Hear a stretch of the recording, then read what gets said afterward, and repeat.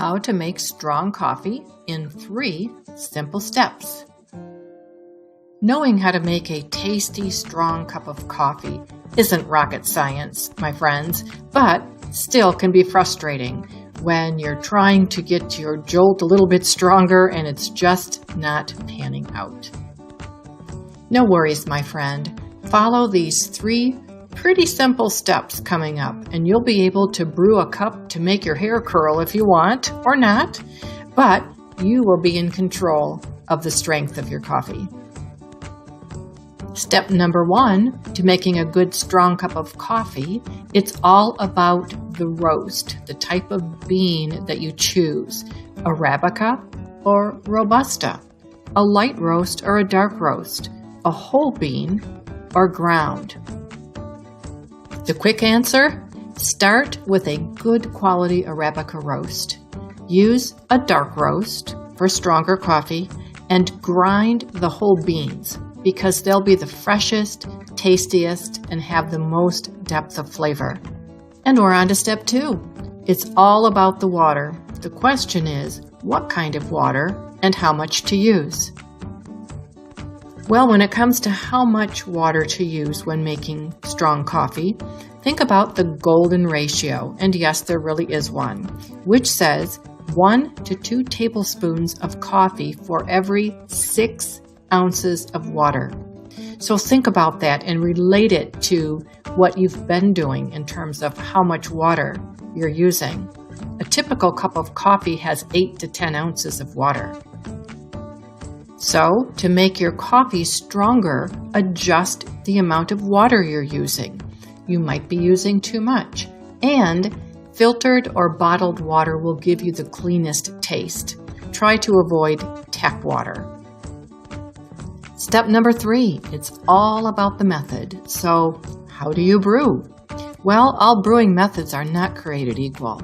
Let's look at 3 simple methods that can help you brew a tasty, strong cup of coffee. You can make a good cup of strong coffee with your drip coffee maker. Grind your beans just prior to brewing to a medium coarseness. Make sure your water temperature is hot enough, and run the water through a cycle of your coffee maker first if you want it to be hotter, and then use it again to brew your coffee. And remember to clean your coffee maker after each use. Rinse it well, and once a month, deep clean it. If you do this regularly, your coffee will taste better, I promise. The simple and economical French press. Grind your coffee beans just prior to brewing to a coarse grind. Have your water temperature about 200 degrees.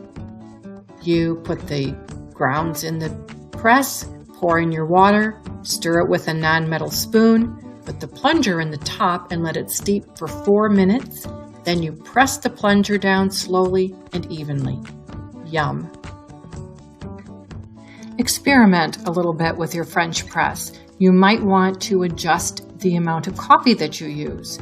Increase it if the coffee is not strong enough, or increase the brewing time to get it to taste just the way you like it. Then my personal favorite, the pour over. Grind your coffee beans to a medium grind. Heat your water to about 200 degrees.